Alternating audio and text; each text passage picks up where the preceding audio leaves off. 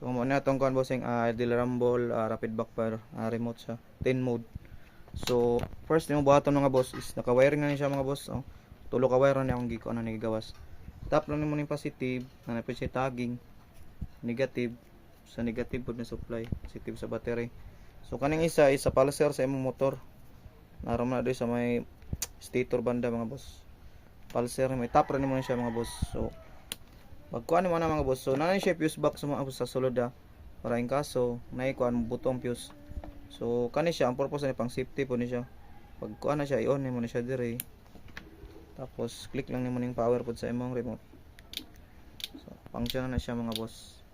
So sa kuan kag mode kanilang pinduton yung mode kana. Tayo na siya kabuk mga boss. Kaning speed pod is para paspas sa imong kuan. Pwede po niyo siya painayon. Kaning mode na minus pabalik po sa mode. Mga boss, panggira-gira mura na kag naka-ECU. So available ni sa atong TikTok shop mga boss o sa atong Shopee. So pulo po kabuk atong nabuhat mga boss. O next week natay daghan mga boss. Order na mga boss pang December. So plug and play lang siya mga boss 3 wires lang ni siya.